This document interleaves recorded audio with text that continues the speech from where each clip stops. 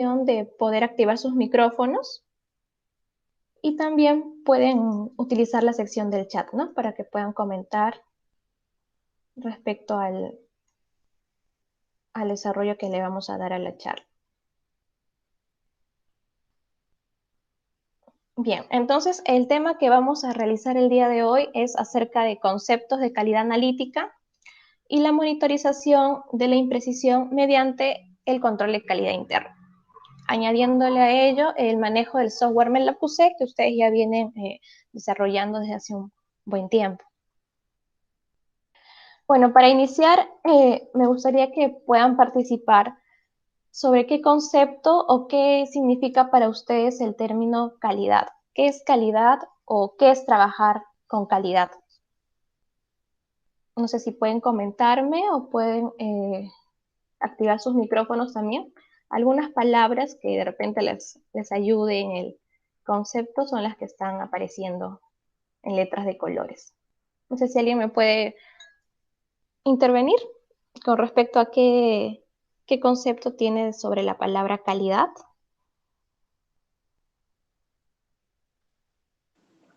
Buenas. Bueno, en el caso mío, calidad yo lo entiendo como hacer bien las cosas, satisfacer las Ujú. expectativas, ¿no? No en este caso, eh, que cumpla con los requisitos, ¿no? Ya sea del usuario o de la persona final, ¿no? Del cliente final. Eso es lo que yo lo entiendo. Claro, licenciado, tiene mucha razón. Entonces tiene que haber una necesidad, es parte de brindar un servicio. Esta necesidad, pues nosotros debemos de satisfacerla y superar las expectativas. ¿Hacia quién? Pues hacia un cliente o usuario en particular. En nuestro caso, si lo enfocamos en el área de salud o en el área más específico de banco de sangre, pues tenemos, ¿no? Por una parte nuestros donantes y por otra parte los pacientes que van a recibir nuestro producto final, que es el hemocomponente. Bien, entonces, en base a las palabras que hemos podido definir, tenemos 3 conceptos de calidad de diferentes fuentes. Por ejemplo, la RAE nos comenta que la calidad es la adecuación de un producto o servicio a las características especificadas. Por otra parte, la CDC de Estados Unidos nos comenta que la calidad de un servicio de pruebas de laboratorio depende de proveer la totalidad de rasgos y características conforme a una necesidad implícita, ¿no? O requerida por quién, por un usuario final. Y por otra parte, la ISO 9000 nos dice que la calidad es el grado en el cual un conjunto de características inherentes cumplen con requisitos específicos. Entonces, en el área de salud, bueno, enfocándonos en el área de laboratorio, podemos definir que la calidad es brindar un servicio de salud hacia un usuario final, en este caso pueden ser los pacientes, los donantes, y brindarles todas las características de este producto que superen las expectativas y cumplan pues también las necesidades que nos están especificando. Entonces, para ello, en cada una de las fases en las que se realice este proceso, tiene que estar sostenido bajo un sistema de gestión de calidad, el cual va a brindar soporte para que el producto final emitido o el servicio final sea clínicamente útil.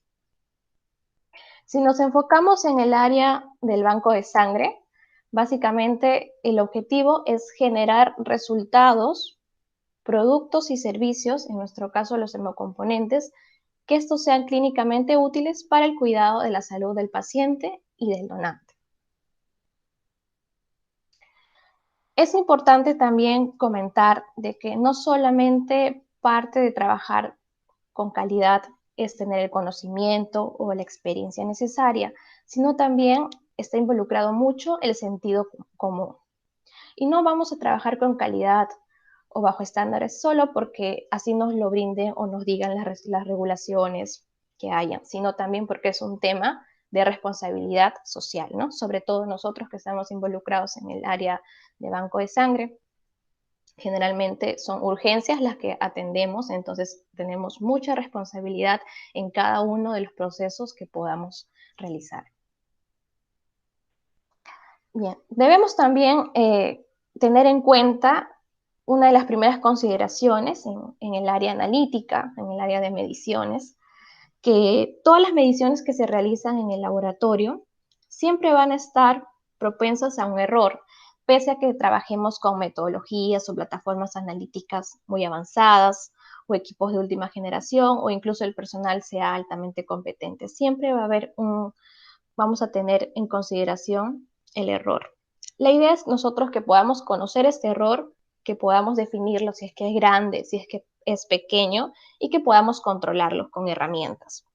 Entonces el laboratorio, o en este caso el área de serología, debe de conocer este error, minimizarlo, aplicar acciones para su monitorización y de esta manera realizar el seguimiento continuo, con efecto de que no se cause daño al paciente. Entonces vamos a tener dos grandes protagonistas en la responsabilidad en el área de calidad. Por una parte está el propio laboratorio y por otra parte manufactura. Cuando nos referimos al laboratorio, pues entendemos que son aquellos procedimientos ya estandarizados que realizamos día a día. Está el recurso humano, ¿no? Los conocimientos, la responsabilidad con el que trabaja el usuario, los horarios, los materiales, la infraestructura, todo lo relacionado a características intrínsecas que presente ya el laboratorio. Y por otra parte tenemos a manufactura, que vienen a ser los sistemas analíticos que manejamos, que también por su propia tecnología nos van a brindar pues cierto grado de confiabilidad de los resultados que emitimos. Entonces, estos ambos protagonistas tienen que, con las diferentes funciones que van a aplicar, tienen un grado de importancia, ¿verdad? Y la idea es que se interaccionen y se fusionen. Entonces, por una parte, el laboratorio, en base a nuestros procesos estandarizados, vamos a generar sensibilidad y especificidad al producto o a los resultados que emitimos.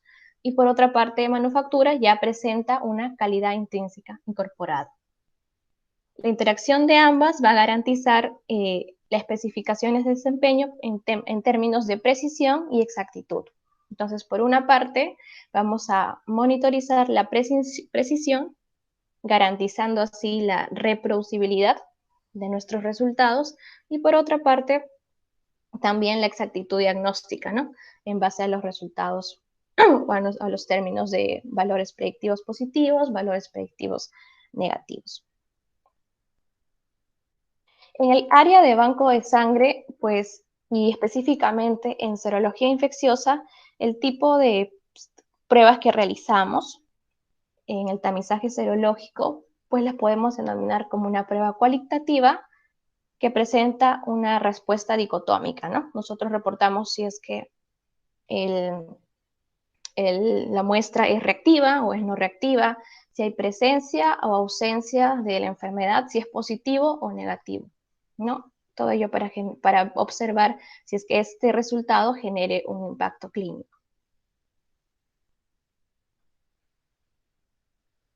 Entonces, parte de estar o pertenecer a un sistema de gestión de la calidad, implementar políticas, también vamos a tener que realizar el aseguramiento de la calidad y enfocándonos específicamente en la etapa analítica, bueno, en nuestro caso solamente enfocándonos en serología, porque también tenemos pues otros procesos, ¿verdad? La parte de selección del donante, la preparación de los hemocomponentes, entre otros, ¿no? Si ahorita lo que vamos a detallar a profundidad es la etapa analítica en el proceso de inmunoserología. Entonces, parte de pertenecer a un sistema de gestión de la calidad está el aseguramiento. ¿Cuáles son las etapas del aseguramiento de la calidad en la etapa analítica? La calificación de equipos, instrumentos e instalación. Que tengamos detallados y con evidencia objetiva cómo se realizó cada una de las instalaciones, los equipos, todas las especificaciones que se llevaron a cabo para su implementación, tener todos los certificados de introducción de los equipos en orden y siempre a la vista frente a una supervisión, de que se hayan corroborado todos los aspectos de electricidad, los pozos a tierra, los suministros de agua que son necesarios. Eso es por una parte inicial. Luego de ello, establecer los requisitos de calidad.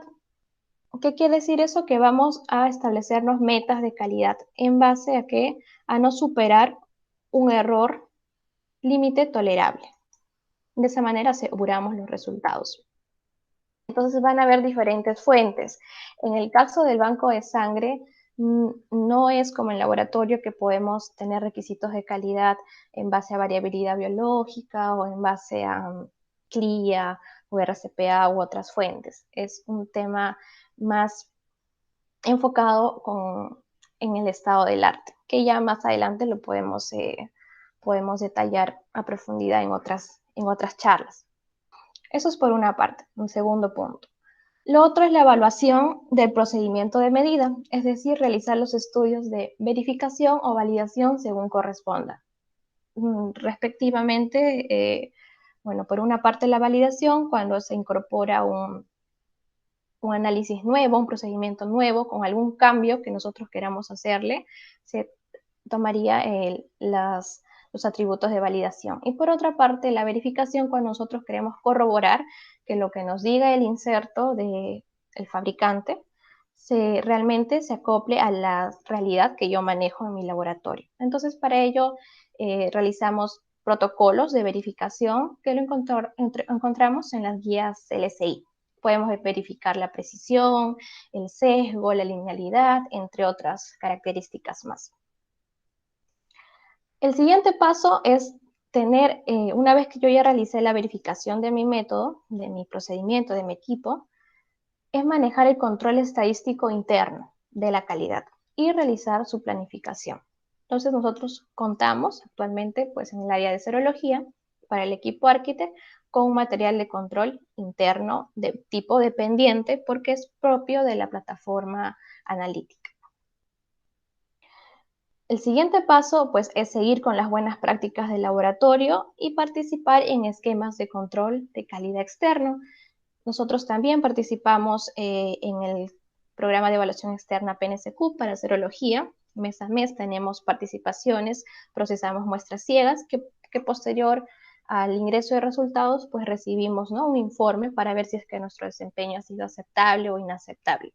Y en base a eso tomar acciones de mejora. Entonces, estamos trabajando actualmente ya con estas dos herramientas. Y por último, realizar el seguimiento del desempeño mes a mes de manera periódica y usar indicadores de calidad. Entonces, cada una de estas etapas es necesaria para que nosotros podamos decir que aseguramos la calidad de nuestros resultados en el área que trabajamos. Vamos a detallar ahorita algunas definiciones para que nos sea un poco más entendible el resto de conceptos a mencionar. Una de ellas es la precisión. La precisión viene a ser la proximidad entre los valores medidos y obtenidos en mediciones repetidas.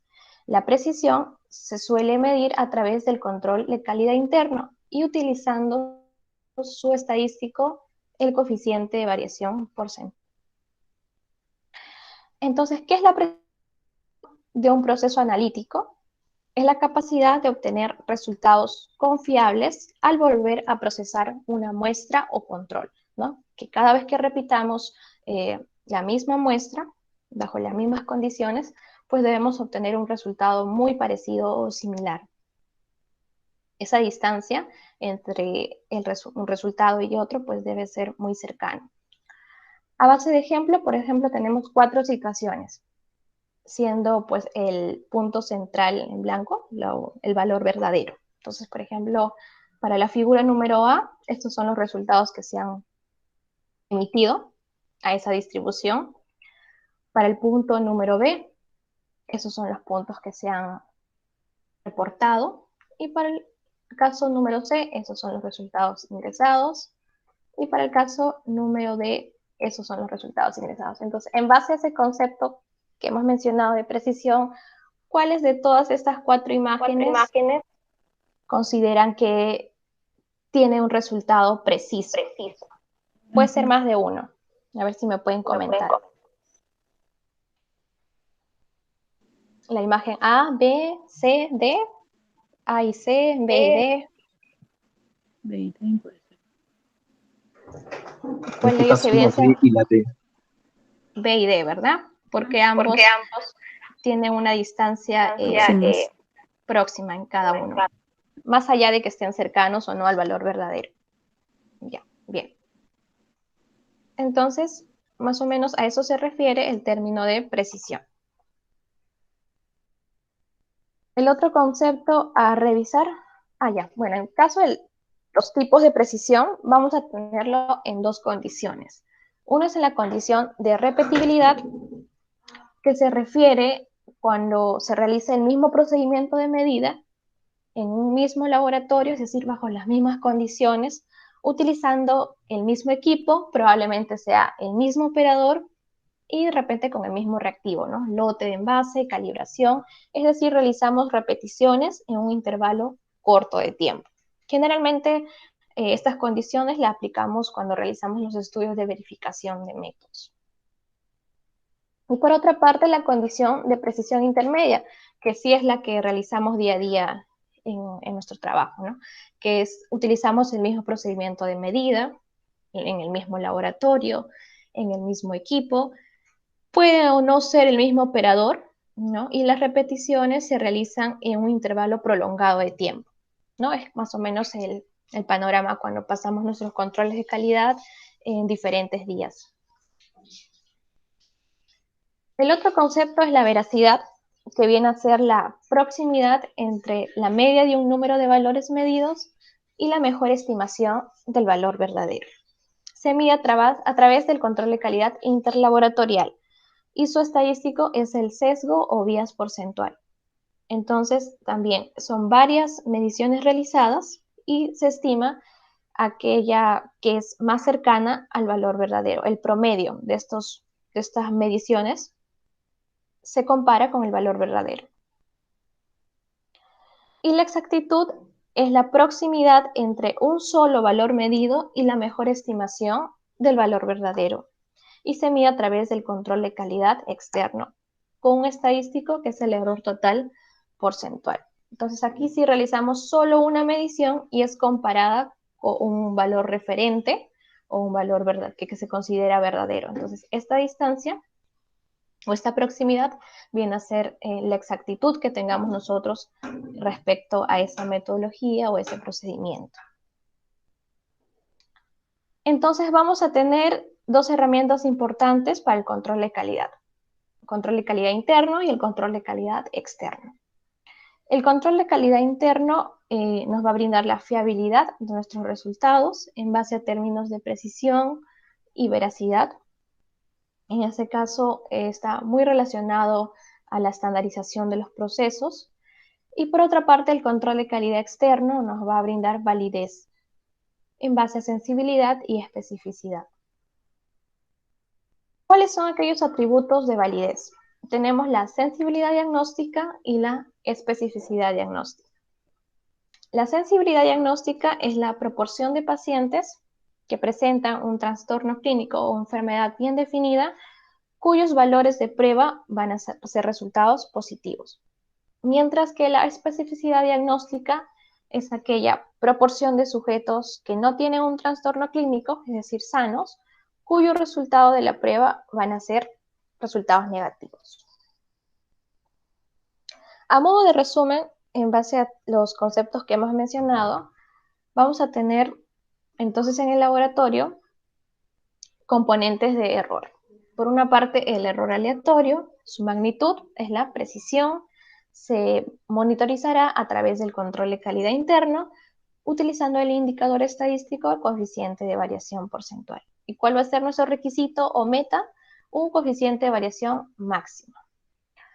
Por otra parte, el error sistemático, cuya magnitud es la veracidad, utilizaremos para su monitorización la herramienta del control interlaboratorial. Nuestro indicador estadístico será el bias porcentual y como requisito un bias máximo también. El error total va a tener tanto un componente aleatorio como un componente sistemático.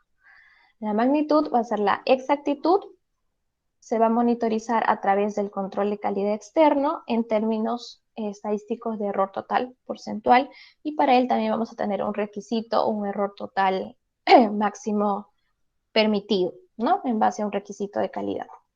Eso es a modo de resumen de todos los conceptos que hemos señalado. Entonces vamos ingresando al control de calidad interno. El objetivo del control de calidad interno que manejamos es monitorizar la imprecisión que genera el error aleatorio en los procesos de medición. De esta manera garantizando la confiabilidad de los resultados en base a términos de precisión, de reproducibilidad y estandarización en las condiciones de medición que maneja el área. Entonces nosotros realizamos la monitorización de la imprecisión día a día. Para eso utilizan pues las gráficas o el software MELAQC, en donde día a día van ingresando los resultados que van obteniendo en base al pase de los controles de calidad. Y vemos que en estas gráficas, en la sección derecha, nos van apareciendo la diferente información, ¿no? La media que se va acumulando, el coeficiente de variación que se va acumulando y el número de datos también. Entonces, de esta manera, es importante siempre revisar cuál ha sido el impacto que ha tenido el punto ingresado en estas reglas, en estas gráficas, contrastándola con reglas que vamos a ver a más detalle a lo largo de la presentación. Y siempre también comparando este coeficiente de variación con una meta de calidad. Actualmente nosotros realizamos el seguimiento de este desempeño mes a mes, solamente contrastándolo con un requisito de calidad, que es el requisito de TONGS. El requisito de TONGS está desarrollado en base a medias poblacionales, pero es un requisito bastante permisible. Entonces, la idea de monitorizar mes a mes este coeficiente de variación para el control interno es que nosotros podamos tener una meta de calidad más acorde a la metodología y a la tecnología que estamos aplicando. Entonces, por eso estamos detallando información obtenida mes a mes. Debemos más o menos tener un promedio de 6 meses para poder establecernos nuestro propio requisito calidad del banco de sangre en base al estado del arte. Eso ya lo podemos detallar a más profundidad en otras reuniones que podamos agendar. Entonces, el coeficiente de variación me va a indicar la imprecisión que estoy manejando en mi laboratorio.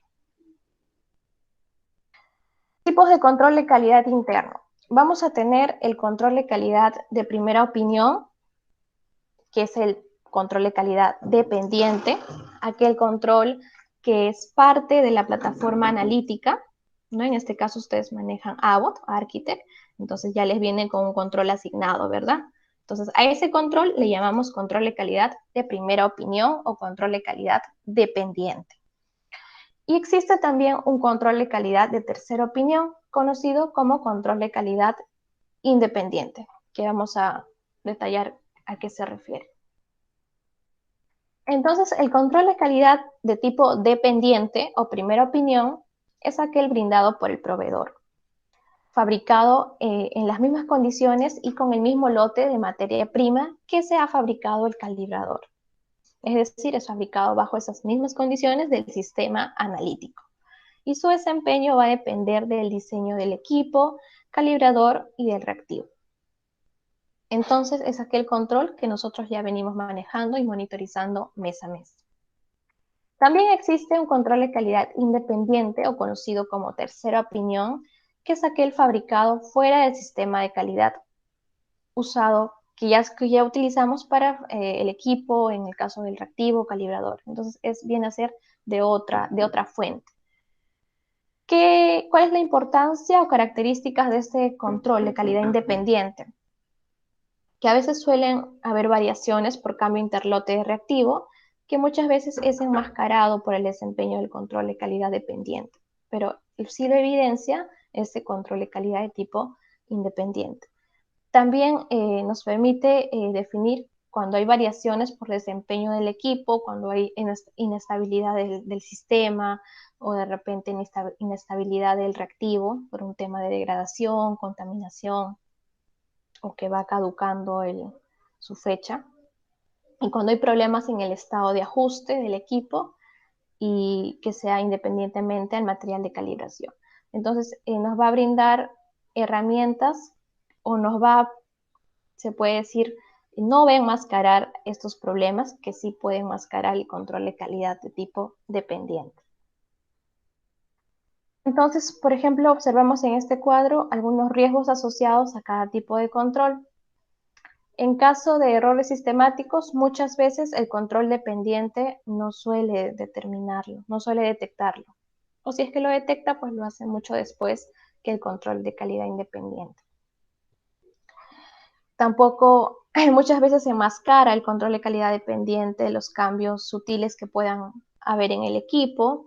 Puede simular a veces como material de calibrador, pero esto no suele pasar muy a menudo. La matriz similar a la muestra del paciente, el control dependiente no siempre es similar. La idea es que utilicemos un control de calidad que sea conmutable a la muestra del paciente, ¿sí? Con las características más similares al suero humano, ¿no? Y generalmente el control de calidad de tipo dependiente, si bien es cierto, monitorizamos la imprecisión y vamos a revisar si es que por ahí hay un error aleatorio, sistemático, pero el control de calidad independiente como que va a ser una fuente más fidedigna de que realmente está ocurriendo un error de esos tipos, ¿no? Sistemático o aleatorio. Entonces, esas son las características de cada uno de los controles. Si bien es cierto, se debe manejar ambos, o también se puede utilizar solo el control de tipo independiente. En nuestro caso, nosotros manejamos la monitorización del control de calidad interno en base a un control de tipo dependiente. Características del control de calidad dependiente es que nos brinda una validación interna del diseño del manufacturador o fabricante. Y por otra parte, el control independiente, con el que actualmente no manejamos, nos brinda validación interna del proceso de medición. ¿Cuáles son las características principales de cada uno de los niveles de control que se manejan en serología? El control interno negativo suele brindarnos información sobre cómo se está controlando la especificidad y los ruidos analíticos de la plataforma. El control positivo alto es aquel control de sensibilidad, ¿no? Que nos brinda qué es lo que está detectando o a qué nivel nos está detectando la reactividad. Y por otra parte, el control positivo débil es aquel control que nos va a brindar confianza en base con respecto a la estabilidad de nuestra zona gris o cutoff. Entonces, por eso es que es importante siempre trabajar con un control positivo débil. Por ejemplo, en el caso de HIV tenemos tres controles, ¿verdad? Control 1, control 2, control 3, un positivo alto y otro que es positivo débil. Entonces, la monitorización que realizamos mes a mes, generalmente la realizamos alrededor del control positivo débil. De esa manera nos brinda seguridad y ver si es que se mantiene estable nuestra zona gris o nuestra zona de cutoff, ¿no? Aquella zona que nos va a definir si es que nuestro resultado es reactivo o no reactivo. Este control positivo débil, la estabilidad de él nos va a brindar información ya que suele ser sensible a cambios por variaciones en el proceso de medición del sistema analítico, es sensible a la variación entre lote y lote, sensible a las calibraciones o variaciones propias que pueda tener el analizador. Entonces, es muy importante, si bien es cierto, todos los niveles de control es importante monitorizarlo, pero un poco más de importancia tiene monitorizar el control positivo débil. ¿Cuáles son las recomendaciones para el manejo del control de calidad o de este material de control? En primer lugar está la estandarización. Entonces, para el cual vamos a desarrollar un procedimiento operativo estándar, el cual debe estar pues en base a la realidad de todas las actividades que realizamos y que pues deben ser cumplidas por todos los usuarios. El almacenamiento también en base a lo brindado por las instrucciones del fabricante en el inserto o a cuánto se debe almacenar este material de control. El acondicionamiento también nos brinda las instrucciones del fabricante si es que debemos realizar el paso de este control de manera inmediata una vez que lo retiramos de la refri o si es que es necesario acondicionar la temperatura de ambiente, ¿no? También es importante definir eso y el proceso de homogenización en caso lo requiera. Entonces, parte de estos seguimientos que hemos realizado mes a mes, hemos estado en comunicación con la licenciada Carla y me ha brindado más o menos el detalle de cuáles son el paso a paso que realizan en el tema del control de calidad interno, ¿no? Entonces hemos estado armando un POE, un procedimiento operativo estándar, el cual va a estar al alcance de todo el personal para que pueda revisarlo, entenderlo, y en base a este procedimiento, pues manejar todos un mismo tiempo de repente de atemperar el control, un mismo tiempo del manejo del material de control, del paso de los controles y de la interpretación que éste genere. Entonces voy a mostrarles este POE y ustedes también me van comentando qué tanto se asemeja a la realidad. Este es un modelo que nosotros manejamos para el manejo del control de calidad externo, pero está adaptado ahorita para el manejo del control de calidad dependiente, ¿no? El de primera opinión que ustedes manejan. Entonces, en la parte superior tenemos el procedimiento a detallar. Ustedes le pueden poner una versión, un código, según cómo manejen sus POEs. La fecha de creación también la pueden modificar. ¿Cuál es el objetivo de este POE, procedimiento operativo estándar? Es controlar la imprecisión analítica en el área de serología, ¿no? De acuerdo a las guías de PRONAIVAS. El alcance pues va a estar destinado a su servicio de hemoterapia y banco de sangre y específicamente al área de inmunoserología. ¿Quiénes van a ser los responsables? Pues todos ustedes, ¿no? O el tecnólogo médico programado o asignado como coordinador de repente en el área de serología. Definición. Este es un control de calidad interno de primera opinión tipo dependiente, ¿no? Son controles diseñados solo para usarse en esa plataforma analítica específica, manufacturados bajo las mismas condiciones que el calibrador. Entonces, ¿cuántos controles de calidad interno maneja? Acá están los 7 marcadores serológicos. Ustedes me comentarán si en el caso de HIV manejan antígeno anticuerpo o es uno solo. No sé si me podrían comentar cuántos controles internos manejan para HIV para poder ir modificándolo acá.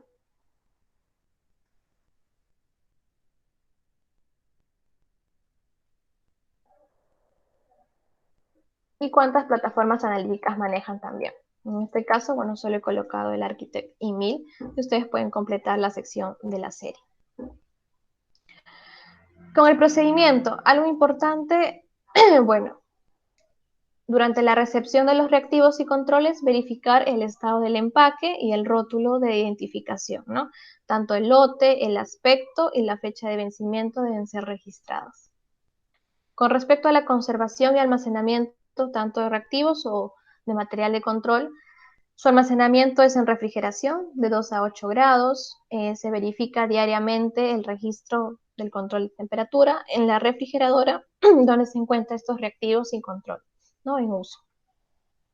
Una nota importante que antes de cargar cualquier reactivo en el equipo se debe mezclar el frasco de micropartículas para resuspender este procedimiento en base a realizar una rotación 30 veces. Eso es lo que me comentaron que generalmente suelen hacer.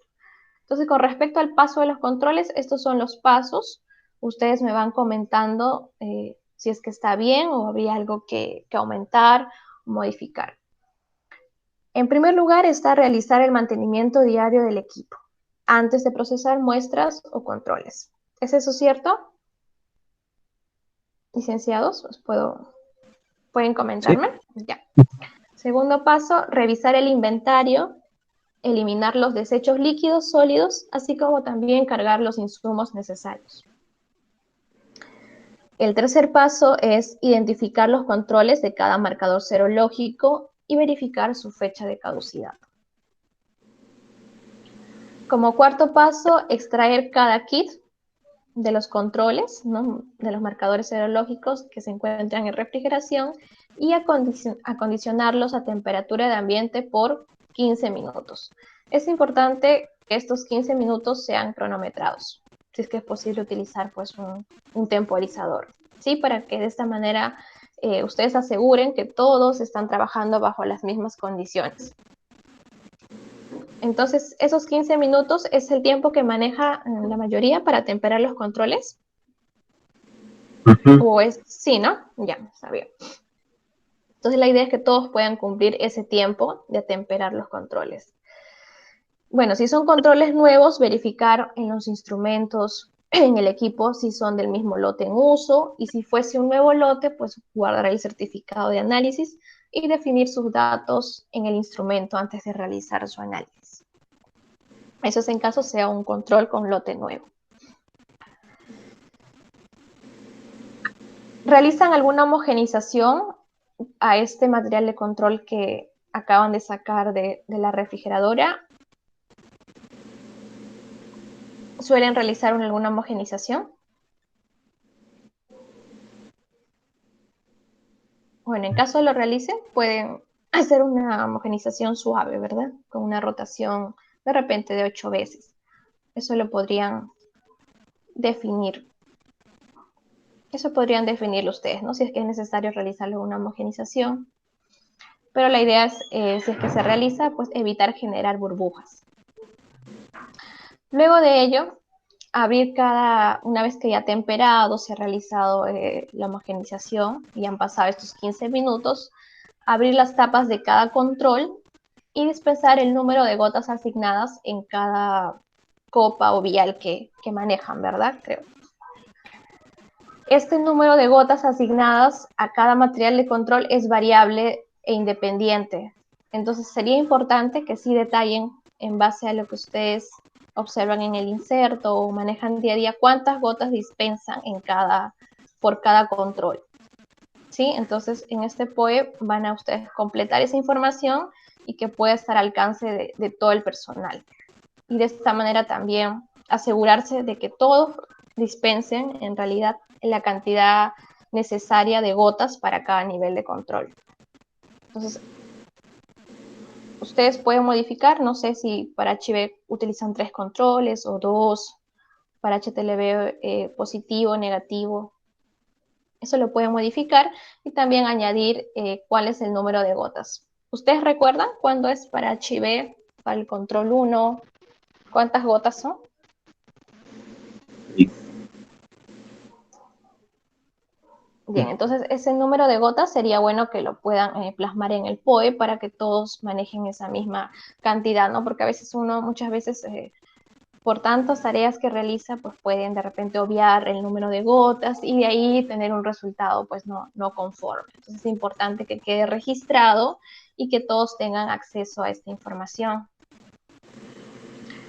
Una vez que hayan dispensado el material de control, de repente en las copas o viales que manejan para el paso del equipo, inmediatamente tapar el frasco o el vial, el frasco de donde han dispensado, el frasco gotero, y volverlo a su condición de refrigeración, ¿no? En posición vertical.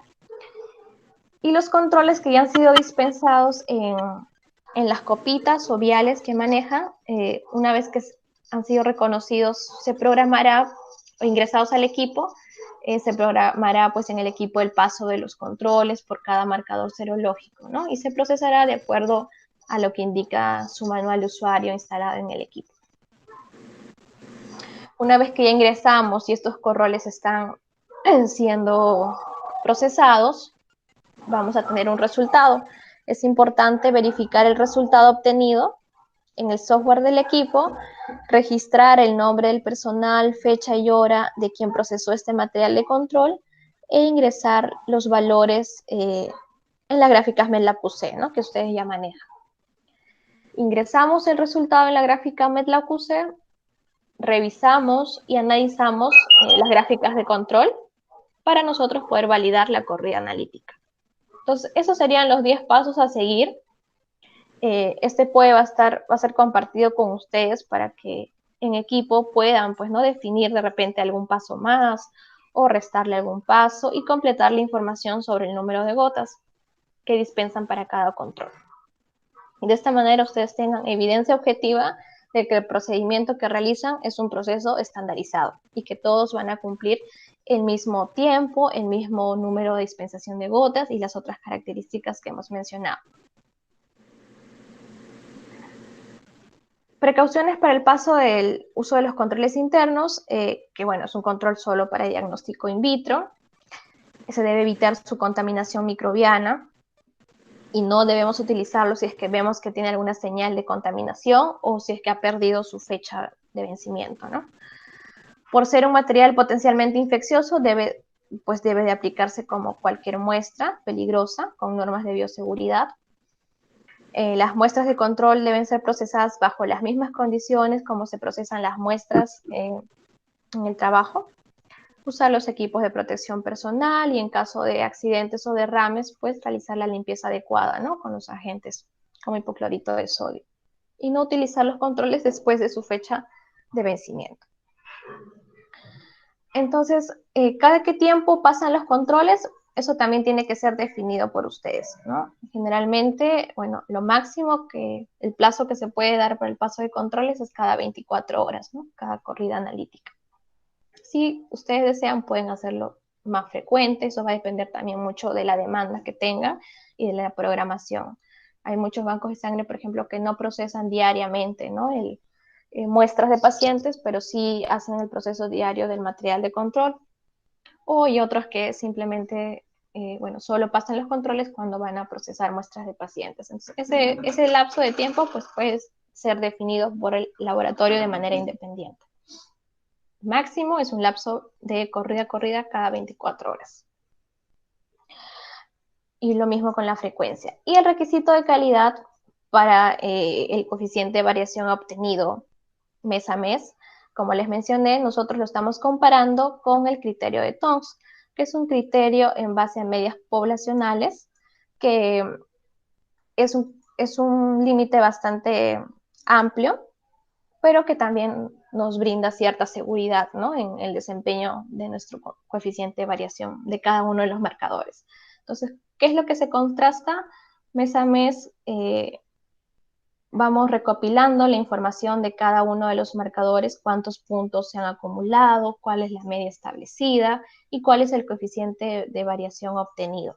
Comparándolo con el requisito de calidad de Tong's, este coeficiente de variación debe ser menor al requisito de Tong's. Entonces, de esta manera vemos si es que cumple o no cumple el requisito.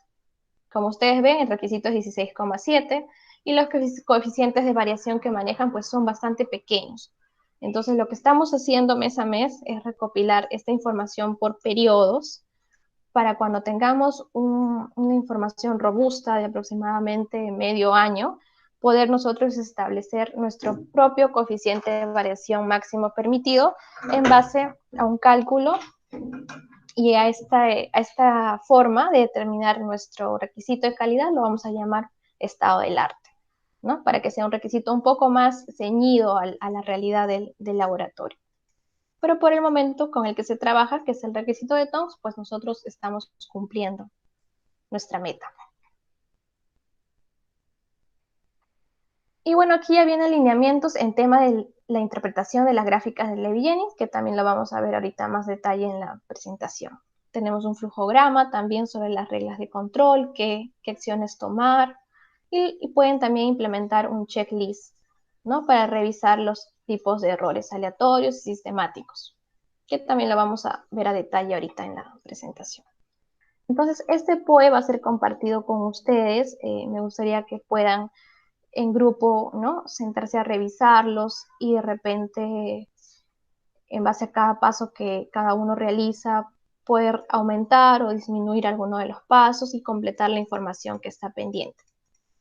Imprimirlo y tener un registro de que todos han realizado su lectura y tener el compromiso de que todos van a realizar el manejo de la misma manera. De esta manera estamos estandarizando nuestro procedimiento. Entonces vamos a continuar. Estábamos en el manejo del material de control. Entonces ya se les va a brindar el POE, el procedimiento operativo estándar, para que tengan una evidencia objetiva. Resumiendo, bueno, esos controles que ustedes manejan se encuentran en refrigeración, ¿verdad? Entonces hemos definido que el tiempo de atemperar los controles es de 15 minutos.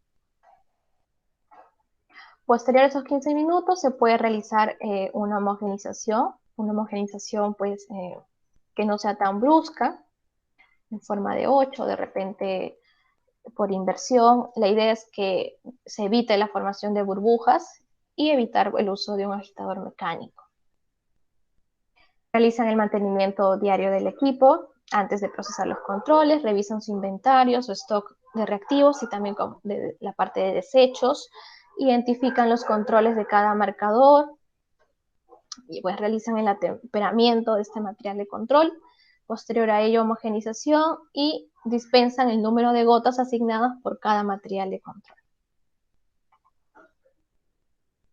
Importante también el tema del registro de temperatura, tanto de la refrigeradora donde ustedes manejan el material de control y los reactivos, como también de la temperatura ambiental, porque muchos errores aleatorios o sistemáticos ocurren por este tema de fluctuación de temperatura. Entonces es importante que revisen en su manual de usuario, deben de especificarles cuál es el rango de temperatura en el que se desarrollan todos estos procedimientos con respecto al equipo, ¿no? Generalmente suele ser de 15 a 25 grados, por eso que el área de serología suele ser de repente uno de los más fríos, ¿no? Y es importante que esta temperatura sea constante, se mantenga constante, ya que estas pequeñas fluctuaciones en la temperatura pueden impactar en el resultado del control de calidad interno y mucho más todavía pues en la muestra de los pacientes. Hemos visto situaciones, sobre todo pasa en provincia, ¿no? Que muchas veces algunos hospitales o centros no cuentan con la infraestructura adecuada, muchas veces no presentan un aire acondicionado y en realidad ese factor se ve reflejado en su desempeño de control de calidad interno y externo, aunque no parezca, se ve reflejado. Entonces, si es que ustedes cuentan con la condición de tener un aire acondicionado, tener un espacio adecuado, traten de utilizarlo de la mejor manera, ¿no? Entonces revisen siempre su manual de usuario cuál es la temperatura o rango en el que debe estar esa área para que haya un buen funcionamiento del equipo. Y siempre tengan pues su registro de temperatura, ¿no? Muchas veces pasa en el día 9, hubo una fluctuación de temperatura, subió la temperatura a 30 grados y justo coincide con que ese día mi desempeño de control de calidad interno, pues tuve un error aleatorio. Entonces, de esa manera me va a permitir contrastar y que yo pueda hacer un correcto análisis de causa, de qué factor influyó para que tenga un desempeño de alerta en mi control de calidad. Entonces, es importante recordarles el tema del control de temperatura ambiental, como también el control de temperatura de las refrigeradoras o congeladoras donde ustedes manejen los reactivos o controles. Bien, entonces una vez que han realizado el paso de los controles y ya tienen un resultado emitido por el equipo, ustedes ingresan ese resultado en las gráficas de MATLAB UC. Es importante que se tomen un tiempo para revisar y analizar cómo va el desempeño, ¿no?, de esta gráfica. De esa manera ustedes puedan validar la corrida analítica y empezar a procesar sus muestras de pacientes. Bien, ¿cuál es la importancia de estas gráficas de control? ¿Por qué es importante revisarlas? ¿Por qué es importante ingresar los puntos? Estas gráficas de control lo que van a hacer es brindarnos una visualización de qué tipo de error se pueda presentar en el trabajo, ¿no? Un tipo de error aleatorio, un tipo de error sistemático. Y para cada tipo de error vamos a tener unas acciones a seguir para corregirlas y mejorarlas. Entonces, ¿cómo se realiza la elaboración de esta gráfica de control? Necesitamos, en primer lugar, recolectar 25 datos o más. Lo mínimo es 20, pero con 20 a 25 se puede trabajar. Colectamos estos datos acumulados, pues aproximadamente, lo mínimo es acumularlo en 10 días, idealmente que se pueda acumular entre 20 días, teniendo como información, ¿no?, la variación que pueda ocurrir diferentes usuarios, de repente por ahí una calibración, un espacio de tiempo largo, ¿no? Y durante este tiempo se deben de ir revisando los valores que se van ingresando. Y solamente aplicaríamos durante la recolección de datos la regla 1.3S, una regla de alerta. Y en el caso que una vez ya hemos recolectado nuestros 25 puntos, vamos a analizar estos datos y eliminar a través de un filtro estadístico aquellos datos aberrantes. ¿Para qué? Para que podamos asignar nuestra media. Asignamos nuestra media en base a los desvíos estándar obtenidos y fijamos la media. Y una vez que ya está fijada nuestra media, podemos aplicar las reglas de control de Westcard. Esta gráfica de control la podemos también determinar de manera manual en un Excel, pero también en nuestro caso utilizamos ya un software gratuito y de fácil acceso, que es el software MATLAB-QC, que nosotros solo nos pide ingresar algunos datos y nos va a calcular estas distribuciones de los desvíos. Entonces, ¿qué necesitamos para la creación de esta gráfica? Mínimo 20 datos recolectados en mínimo de 10 días, si es 20 días mejor. Necesitamos la media acumulada de esos 20 datos o más, el desvío estándar, estas son las fórmulas, y los límites de desvío, que lo vamos a calcular para primera desviación estándar, segunda desviación y tercera desviación. Cada uno de estos límites, vamos a tener un límite superior y un límite inferior, ¿no? Positivo y negativo. Más una desviación, menos una desviación. Más 2 desviaciones, menos 2 desviaciones, y más 3 desviaciones y menos 3 desviaciones. ¿Cómo se calculó cada uno de estos límites? Se realizó la media más el valor del desvío estándar, en el caso del desvío 1. Para el desvío 2 se calculó la media más 2 veces el desvío estándar. Y para el límite de 3 desviaciones, la media más 3 veces el desvío estándar. Entonces, de esa manera se realizan los cálculos con estos datos para asignar cuáles van a ser nuestros límites de desvío estándar en nuestra gráfica de control. Entonces, de esta manera lo hacemos de forma manual, que se puede hacer con un Excel, pero nosotros ya manejamos el software MATLAB-QC, que nos facilita ese proceso. Entonces, nosotros hemos ingresado nuestros resultados, por al menos supongamos que estamos iniciando un nuevo lote de control, un 14 de agosto, recolectamos aproximadamente 20 a 25 puntos, nos vamos a la sección de clipboard y copiamos la información. En este caso, en este ejemplo, la gráfica superior corresponde al control dependiente y la gráfica inferior al control independiente.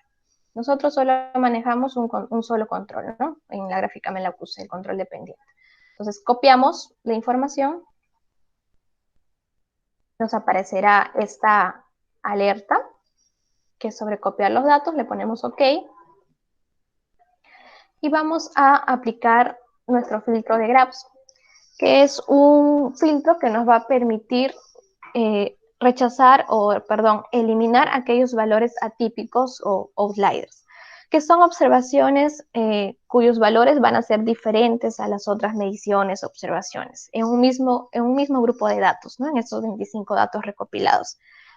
Entonces, estos valores atípicos generalmente son ocasionados por errores en el procedimiento, por acontecimientos extraordinarios, valores extremos o incluso por causas no asociadas. ¿Por qué es importante excluirlos, identificarlos y excluirlos? Porque nos va a permitir que tengamos una mejor estimación de la media que vamos a asignar. ¿Cuál es la fórmula para obtener los límites de Grabs? Es la media más menos un factor, el factor de Grabs por el desvío estándar. Entonces, en esta hoja de cálculo de Excel, que también se las voy a brindar, ya se encuentra predeterminada esta fórmula, solamente vamos a copiar los datos, a pegar los datos que hemos extraído del software, copiar en esta plantilla y automáticamente nos va a determinar la media, el número de datos y el desvío estándar. Y hay un factor, el factor de Grabs, el cual tenemos una tablita en base, el cual va a ser dependiente del número de datos. Por ejemplo, si utilizamos 20 datos, nuestro factor va a ser 2.71. En esta zona vamos a ingresar 2.71. Si es que son 25 datos, es 2.82. Entonces, en esta sección, en esta celda, colocaremos 2.82. Solamente esta celda y esta celda de todos los datos es la que vamos nosotros a poder editar. El resto, pues, va a estar, ya es una hoja de cálculo prediseñada. Entonces, aplicamos el filtro de Grabs a los datos copiados, ¿no? Habíamos copiado en esta sección los datos de la gráfica. Abrimos nuestro filtro de Grabs, abrimos una hoja de cálculo vacía, nueva, copiamos con control V y estos datos los seleccionamos y lo pegamos en la hoja de cálculo. Y como vemos ahí, 25 datos. Y automáticamente también nos va a dar la alarma si es que se excluye o no el dato. En este caso, en este grupo no hay ningún dato excluido. En caso haya un dato excluido o aberrante, nos aparecerá acá que se excluye, sí. ¿Qué tenemos que hacer? Eliminar ese dato y se recalcula la media. Y si es posible, poder ingresar un dato más, ¿no? Si es que se tiene la información, un dato más. Si es que no, pues simplemente se obvia ese dato, lo excluimos, lo eliminamos y se va a recalcular la media y el desvío estándar. Entonces, ¿qué información vamos a necesitar para introducirla a nuestro software MLQC? La media de comparación, el número de datos y el desvío estándar. Para fijar la media, nos vamos a ir a la sección de Special Functions, fijar límites. Se nos aperturará en la sección derecha esta ventana con unas casillas en blanco. Estas casillas corresponden a la gráfica superior de control dependiente y estas de acá a la gráfica inferior, ¿no? Entonces, como solo trabajamos con una gráfica, nos vamos en la parte superior. Vamos a colocar en Target Value la media, en Warning la desviación estándar obtenida multiplicada por 2 y en Action la desviación estándar obtenida multiplicada por 3. Una vez que ingresamos estos datos, vamos a colocar fijar y OK. Y vamos a ver que va a haber un reajuste en la distribución de los desvíos estándar en nuestra gráfica de control. Entonces, como hemos realizado ya esta fijación de medias, a partir de ello podemos aplicar nuestras reglas de Wesker, ¿no? Para ver si es que estamos con un error aleatorio o sistemático y las acciones correctivas a realizar. Entonces vemos que cambia el estado. Antes acá decía móvil, porque todavía no se había asignado o fijado la media, y ahora aparece con el comentario de fijado. Vamos a tener la media que se va acumulando, el coeficiente de variación y el número de datos que vamos acumulando. Bien. Entonces, esta asignación de medias se hace cuando estamos iniciando un nuevo lote de material de control, ¿no? Es importante que podamos realizar el ajuste, ya que de esta manera evitemos tener una mala asignación de media. Muchas veces cuando no asignamos bien la media, vamos a enmascarar, ¿no? Algún error sistemático, un error aleatorio que se pueda previsualizar. Supongamos que sea un error sistemático, como en este caso, ¿no? De repente por debajo de la media, muchos puntos por debajo de la media, por una mala asignación, estaríamos enmascarando de repente un resultado falso negativo, ¿no? Y en caso tengamos muchos puntos por encima de la media, estaríamos enmascarando un resultado y de repente está reportando con muchos resultados falsos positivos. Entonces es importante realizar esta fijación de medias aplicando los filtros estadísticos que ya hemos mencionado. Esa plantilla de filtro también se les va a compartir.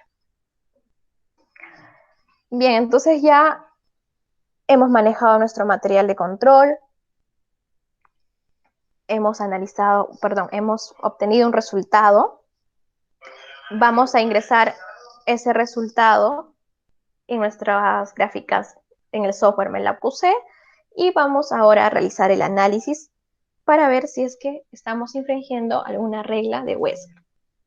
¿Qué son las reglas de Wessler? Son 6 reglas básicas que nos van a detectar la presencia del error de tipo aleatorio o sistemático, y es importante realizar su interpretación intracorrida, es decir, ver todos los niveles en el mismo día, y también realizar su interpretación intercorrida, ¿no? Entre varios días. Es necesario tener una gráfica de control por cada nivel de concentración o nivel de reactividad que manejen de estos controles. Entonces vamos a tener 6 reglas básicas, reglas de tipo de alerta y de rechazo. ¿Cuáles suelen ser las reglas de alerta? La regla 1.2s, cuya sensibilidad es para el error aleatorio. Vamos a tener también una reglas de rechazo como la 1.3s, R4s, que también suelen ser reglas de error aleatorio. Otras reglas de alerta son las 2.2s, 4.1s, pero que sí nos está indicando que hay un error de tipo sistemático. Y la regla 10x o 8x o incluso 6x, ¿no? Desde ya le podemos llamar un error de tipo sistemático, que también es una regla de tipo de rechazo. Vamos a ver cada una de ellas. La regla 1.2s viene a ser un punto fuera de la segunda desviación. En la gráfica MATLAB QC vamos a tener graficado en línea amarilla la segunda desviación y en línea roja la tercera desviación. Y en línea color verde es el valor de la media. La primera desviación no está graficada, pero se puede sobreentender que está entre estas dos. Grafica la segunda desviación justamente para que nosotros podamos detectar estos errores de tipo aleatorio, ¿no? Una de ellas, la 1.2s, que es un punto fuera de 2 desviaciones estándar, que lo podemos encontrar aquí. En el día 22 también vemos un punto fuera de la segunda desviación estándar inferior o negativa. Esa es la regla de alerta 1.2s. Otra regla de alerta, pero de error sistemático, es la 2.2s, que vienen a ser 2 puntos consecutivos fuera de la segunda desviación estándar. Podemos observar esta regla entre el día 8 y 9 y también entre el día 22 y 24. Otra regla de alerta, pero de error sistemático, es la regla 4.1s, que es cuando 4 medidas consecutivas del control exceden la misma media, ya sea un desvío o la misma media menos un desvío, ¿no? 4 puntos consecutivos, 1, día 7, día 8, día 9 y día 10 están por encima de la primera desviación. Lo mismo lo apreciamos en el día 14, 15, 16 y 17, están por encima de la media. Bueno, acá no, el día 17 ya bajó, pero en este caso sí.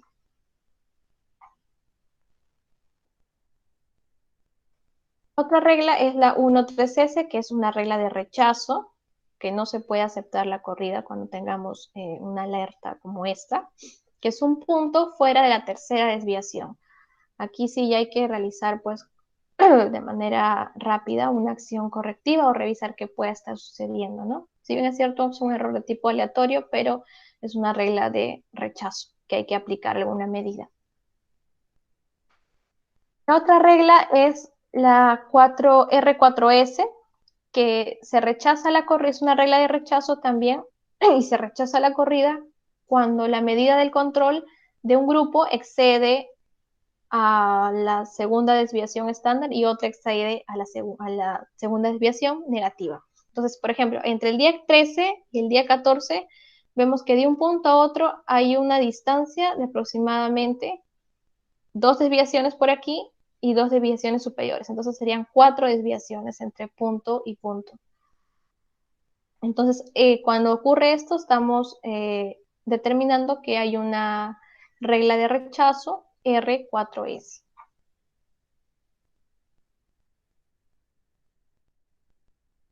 También podemos ver esta regla cuando realizamos la interpretación de intracorrida, ¿no? De 2 niveles de control en el mismo día. Por ejemplo, vemos que en el día 19 hay un punto fuera de 2 desviaciones estándar positivo. Y en la gráfica superior vemos que también en el mismo día hay un punto fuera de la segunda desviación, pero por el lado negativo. Si nosotros evaluamos de manera intracorrida, estamos apreciando que por acá hay una distancia de 2 desvíos, por acá hay una distancia de 2 desvíos también. Entonces la regla de control infringida es la regla R4S, si es que realizamos la evaluación viendo ambos niveles de control. Y las reglas de error sistemático, que son de reglas de rechazo, son aquellas que se rechaza la corrida cuando incluso desde 6 u 8 o ya 10 medidas consecutivas de control caen hacia un mismo lado de la media. Por ejemplo, vemos acá que desde el día 13 hasta el día 20 hay 1, 2, 3, 4, 5, 6, 7, 8, 9, 10 puntos que están por encima de la media. Entonces, habría que realizar ya una acción correctiva de manera urgente. Vemos que probablemente se realizó y ya el siguiente punto para el 22 pues bajó, se desplazó esta media y bueno, luego vuelve a subir y así sucesivamente. Entonces sí es importante realizar cuando observemos esta regla de rechazo, aplicar alguna medida, entre ellas pues la más próxima, si es que ya hemos descartado todos los otros factores, es el tema de calibración. Si es que realizamos la evaluación de forma mirando 2 niveles de control, ¿no?, del mismo analito, podemos observar, por ejemplo, que entre los días 8 hasta el día 12 tenemos, por ejemplo, en un nivel 5 puntos por encima de la media y en el otro nivel también 5 puntos por encima de la media.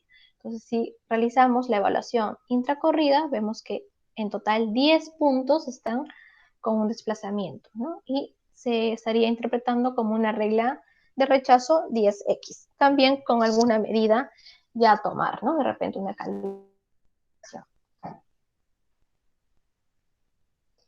Entonces, ¿cuál es la interpretación en base a que nosotros podamos identificar estas reglas? En el POE también vamos a encontrar este flujograma que ustedes pueden aplicar. Por ejemplo, tenemos una regla violada. Estas reglas pueden ser las reglas de alerta, ¿no? 1.2S, 2.2S o 4.1S.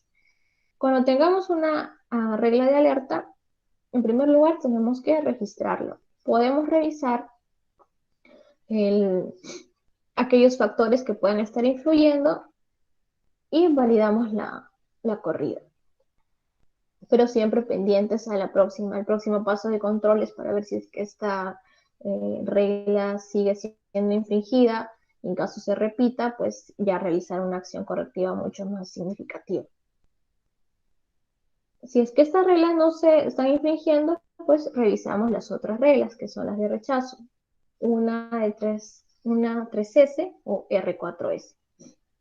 Si es que vemos que se están infringiendo estas reglas que sí ya rechazan nuestra corrida, vamos a revisar un checklist de causas de error aleatorio para ver cómo podemos solucionar. Volvemos a controlar, volvemos a realizar el paso de los controles y validamos la corrida si es que todo sale bien. En caso no se hayan infringido estas reglas de rechazo, buscamos la siguiente regla, las reglas de errores sistemáticos, ¿no? Como 6X, 8X o 10X, que son sí reglas de rechazo. ¿Qué observamos? Tenemos que observar si es que todos los marcadores están siendo afectados o solo está pasando con un marcador. Si es que son varios marcadores los afectados, vamos a revisar nuestro checklist de error sistemático.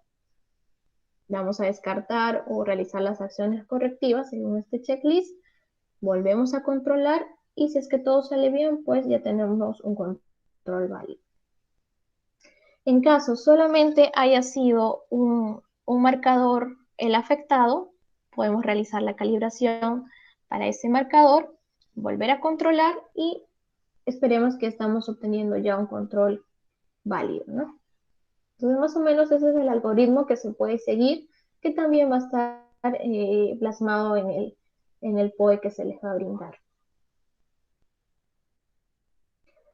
Importante es que cuando ustedes ingresen el punto o el resultado a las gráficas MATLAB-QC puedan pues colocar algún comentario en caso se haya realizado pues una calibración o algún cambio de lote de algún reactivo, de alguna solución, o si es que han identificado la causa de ese error aleatorio, porque les va a aparecer la alerta cuando ustedes ingresen el resultado. Por ejemplo, este último punto del día 14 te aparecen cuando está infringiendo alguna regla, pues el software lo detecta y te dice, mira, vas a validar la corrida, pero estás infringiendo una regla. Entonces te da una alerta para que tú puedas revisar, ¿no? qué factores puede estar influyendo. En caso se haya realizado esa acción correctiva o se haya realizado alguna acción o algo que nosotros queramos comentar, es importante colocarlo en esta sección de comentarios. Así facilitamos el seguimiento a realizar, ¿no? Cuando se revise este desempeño mensual. Entonces, ¿qué hacemos si obtenemos un resultado fuera de control? Lo primero que tenemos que hacer es relacionar el tipo de error con las causas potenciales. Entonces, ¿a qué puede estar debido este error que está sucediendo? Por ejemplo, el error sistemático. ¿Cuáles son las posibles causas? Un cambio de lote reactivo, un cambio de lote de calibrador, y no se han configurado, ¿no?, las opciones en el equipo, valores de calibración erróneos. Muchas veces no tenemos una buena curva de calibración o una buena calibración. Cuando los reactivos están en malas condiciones, mal preparados, o ha tenido algún deterioro, o incluso ha habido deterioro en el calibrador. Cuando tenemos un almacenamiento inadecuado de los reactivos o calibradores, por eso es importante la monitorización de la temperatura de estas refrigeradoras. Y también puede suceder un error sistemático por cambios en procedimientos entre operadores. Entonces, por eso es que estamos dándole mucha importancia a tener nuestro POE, ¿no? Para que todos manejemos los mismos pasos y podamos estandarizar nuestro proceso. Y por otra parte, las causas relacionadas al error aleatorio son, por ejemplo, la presencia de burbujas en los reactivos, obstrucción en las pipetas, reactivos son preparados, en el caso si es que así fuesen, ¿no?, mezclados inadecuadamente, o no se realizó la homogenización, ¿no?, de las micropartículas. Temperatura de incubación inestable dentro del equipo, por eso es importante controlar también las condiciones en las que trabaja nuestro equipo Architect, ver las condiciones de la temperatura ambiental. Suministro eléctrico fluctuante también muchas veces pasa y son causas de errores aleatorios o variaciones individuales del analista, ¿no?, en el dispensar de repente el número de gotas equivocado por cada nivel de control. Por eso es importante que toda esa información del manejo del material de control esté plasmado en su POE y ustedes puedan revisarlo. Si en caso muchas veces se olviden algún paso, que pueda estar al alcance de todos ese procedimiento operativo estándar, y así evitar que ocurran estos errores. Entonces, en este POE podemos preparar también un checklist de errores aleatorios. Por ejemplo, vamos a tener errores aleatorios a causa del material de control. ¿Qué puede pasar? ¿Qué podemos realizar? Verificar el tiempo que se atemperó el control antes de su procesamiento. Estamos definiendo que hemos quedado en 15 minutos. Entonces hay que verificar si es que todos han cumplido ese tiempo. Verificar que el control haya sido homogenizado correctamente, si es que lo requiere, ¿no?, evitando la formación de burbujas.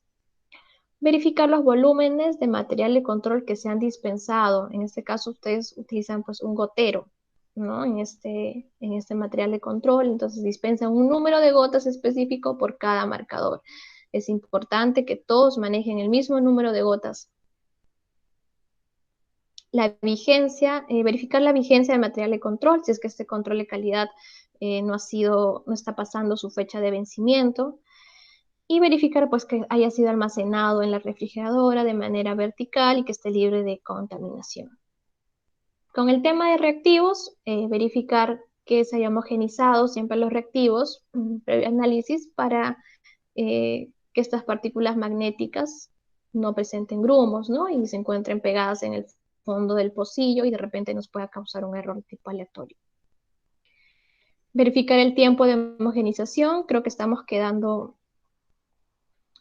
una homogenización, una rotación de 30 veces, ¿no? Eso pueden revisarlo también, cuánto es el tiempo que van a homogenizar este reactivo. Con temas del equipo, pues que se haya realizado el mantenimiento diario previamente antes de controlar el equipo, el desecho de los residuos líquidos y sólidos, verificar si es que el área de cubetas, si es que ustedes cuentan con esa área, esté libre de contaminante y esté dispensado el número adecuado de cubetas o suministros que necesite. Verificar si es que estas zonas también ha habido algún tipo de contaminación, un cambio físico. Verificar el área de puntas descartables o el área de puntas o pipetas que tiene el equipo.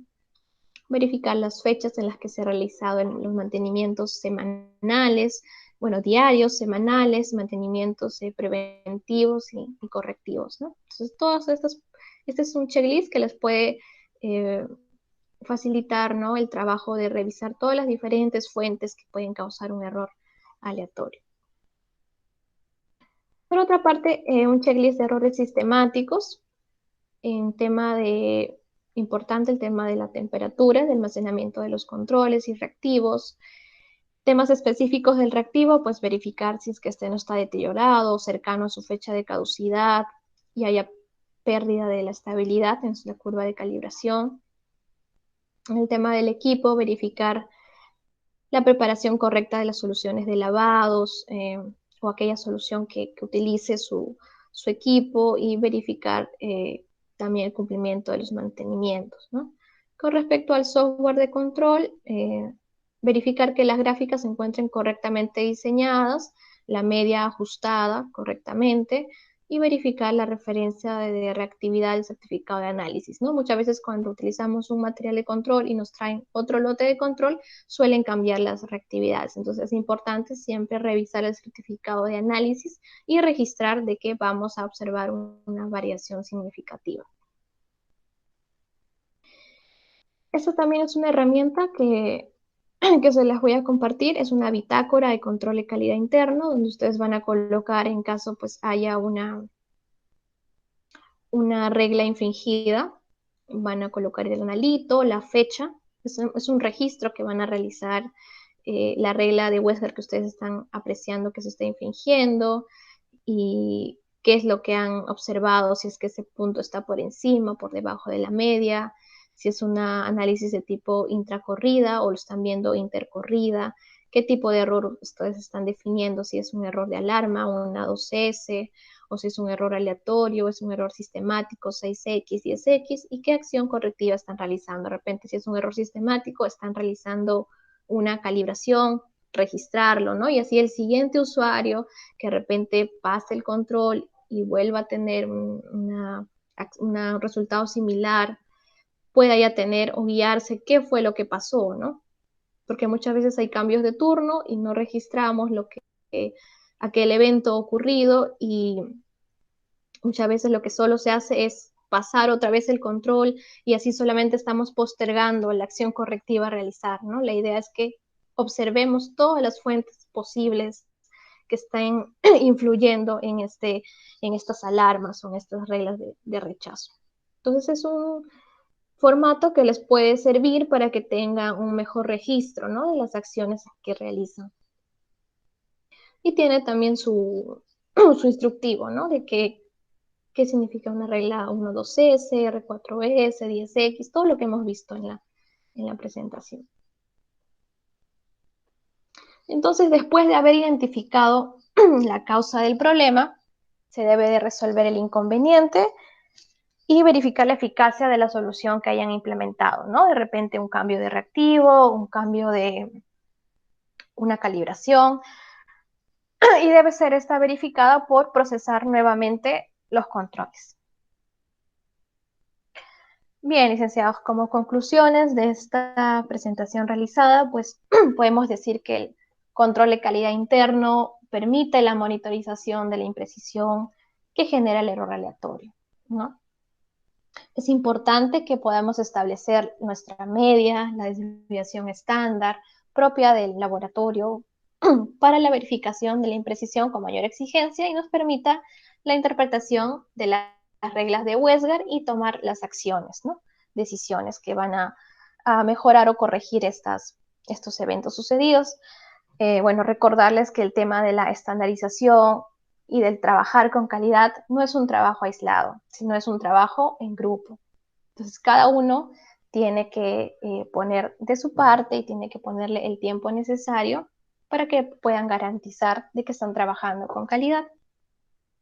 Y que el trabajar con estandarización, pues sí es un proceso que toma mucho tiempo, pero al final la satisfacción no es única, sino la satisfacción es en general, ¿no? En grupo, para todo el grupo de trabajo.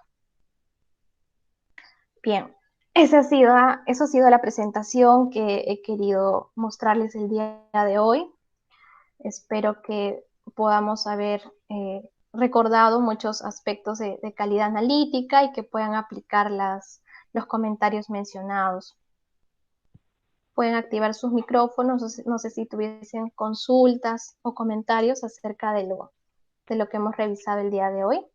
¿Cómo estás, Pueden Yelitza? activar sus micros. ¿Cómo estás? Sí, les Soy la escucho. doctora Zúñiga. ¿Cómo ¿Cómo estás? está, Muchas doctora? gracias. ¿Qué tal?